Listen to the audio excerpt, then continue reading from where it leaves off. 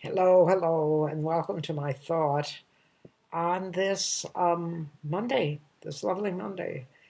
And I have been reading newspapers as I'm a week behind in all the newspapers.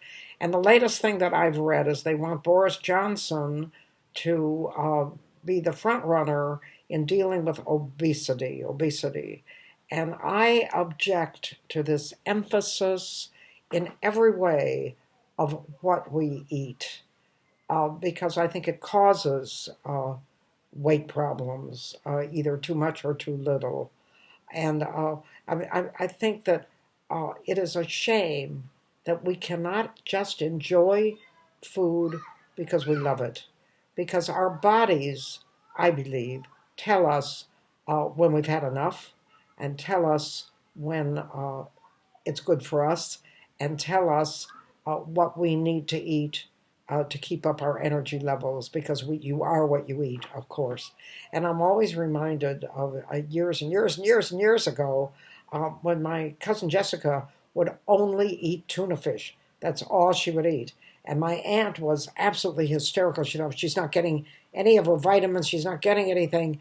Why is she just eating tuna fish? And this is for years. And she called the doctor, and the doctor said to her, because this was a very old-fashioned doctor, he came to the house. He was lovely. I remember him. And he said to her, her body is evidently telling her that that's what she needs, and eventually she'll get tired of it. And by God, she did. She switched to peanut butter. But she was just a one food eater. That's the way she ate.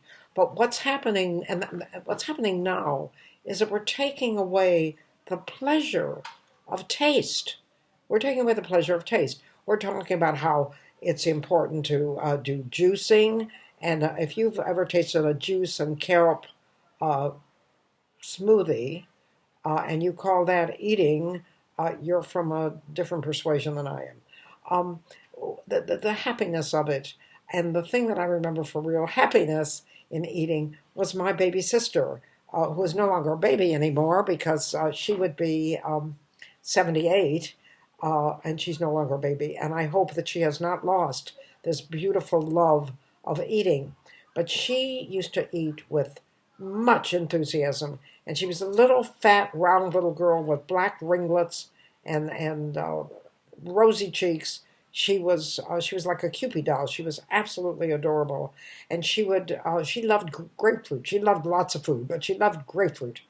And when she would eat grapefruit, she would dig into that grapefruit with her fork, and my mother would do the knife around the edge to sort of make it so it was easier to eat. And my sister would just smack into it, and the juice would fly, and my sister would just smack her lips and eat that grapefruit. And it was so adorable to see this happy little girl just swimming in grapefruit that my mother used to call my aunts over because we all lived in the same neighborhood. And she would call Aunt Tick, and that was the one whose daughter was eating tuna fish, and my Aunt Hazel, whose children ate normally for some crazy reason. I don't know why in our family nobody did, but they ate normally. And she would call Aunt Hazel and Aunt Tick, and she would say, "Come over, Marcia's going to eat grapefruit." And they would all come over, and there's a Jewish word for this. It's called kvelling.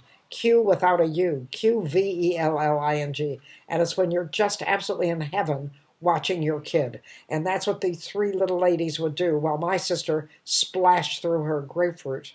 And I love chocolate pie. I absolutely, my mother made the most wonderful chocolate pie in the world with whipped cream on it. And I could eat that entire chocolate pie for breakfast. And I would eat it with such gusto. And I loved it. And then came social rules. And then came worries about my waistline. And then came worries about your weight. And then went the joy of just eating what I loved. And what happened with my sister is that because she got so much approval for eating, she continued eating and did not stop.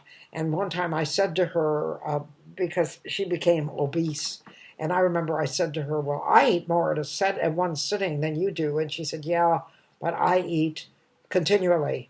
And she said, "I went to a hypnotist, and he hypnotized me not to use my right hand, so I just used my left." That's what she told me. But the truth was that we positive reinforcement is a very strong thing, and we reinforced the joy of watching this little girl eat, and she realized that she could make other people happy by eating, and pretty soon the making other people happy didn't figure into it. She just ate, and she didn't have any breaks. On the other hand, I listened to my mother, who dieted all the time. My mother was 4'11", and she loved bread. And she would talk all the time about how bread was her downfall. And then she would go on diets. And she would go on these crazy, crazy diets and never enjoying what she ate. She would eat what this prescribed diet did. And I remember there once was a diet called the Jello and steak diet, which my mother did and actually lost weight. But my Aunt Dorothy did the steak and Jello diet, and the people that made that diet went under the assumption that eventually you have enough steak or you have enough Jello. And for those of you who don't know what Jello is, it's gelatin, sweetened flavored gelatin. It's all sugar and gelatin and fruit juice. Um, and my Aunt Dorothy did not have the same breaks that my mother did. My mother went on the steak and Jello diet and she lost weight. But then, of course, as soon as she went off the diet, she gained it all back. But my Aunt Dorothy went on the steak and Jello diet, and it said as much steak and as much Jello as you want. And unfortunately, she didn't have a limit. And she would eat 2 fillets for breakfast and several gallons of this gelatin. And then for lunch, she would have 2 porterhouse steaks and some more gelatin. Anyhow, she gained about 40 pounds with this. But I watched all this dieting and all this talk about dieting and what you eat and dieting, and this is good for you and this is bad for you. And I made up my mind I never wanted to do that. And so I went the other way and I became anorexic. And I fought that disease for over 40 years. I'm thinking even longer than that. And now I understand there are websites that encourage anorexics not to give in. And I'm saying to all you anorexics, give in. Don't do that to yourself. Your body is the only thing you've got. And if you deprive it of its nutrients, you're going to have osteoporosis. You're going to not think clearly. You're going to not be able to have babies. You're going to destroy your life. And I lived through it for 40 years because of my terror at having to diet. I thought, well, if I stay thin, I won't have to diet. So instead, I dieted the other way and went for weeks and weeks and weeks without eating. And then I would have a bulimic episode that was terrifying and made me go for more weeks and weeks without eating, a cycle like that. And I think that that would not have happened if we had thought of food as something joyous and delightful and not something that was our enemy because we weren't going to be able to fit into clothes. So I am saying to enjoy your food, and I believe the other thing that strikes me is, and I believe it was Jason Reed, I think, that was talking to me, Jason Byrne, whose sister is also obese, and objected very strongly to the campaign against obesity because there is prejudice against people who are heavy that is unreasonable and stupid.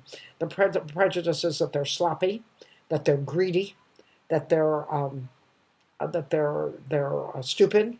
And my sister was a genius, and my sister was immaculate, and my sister wore clothes, and I'm sure she still does, and she was a fashion plate, and she was absolutely beautiful, and she was very, very big. And if people would have left her alone and let her be big and not come encourage her to stuff herself with more food than she needed, she would be today a beautiful, large woman, which is a beautiful thing to be. Instead, my sister saved her money and got not a gastric band. I don't know whether you know what a gastric band is. A gastric band, they tie it around your tummy, and then you're not hungry anymore. But there are side effects. There's gastritis, there's heart attacks, there's stroke. And I've always said it'd be easier to tie the band around the refrigerator. But my sister didn't do that. She went and she had a regular stomach operation where they cut her stomach.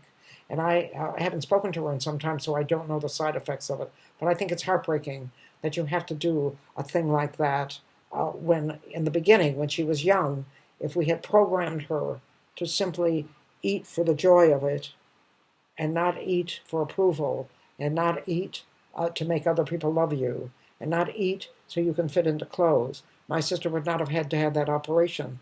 I would not have had to starve myself for 40 years.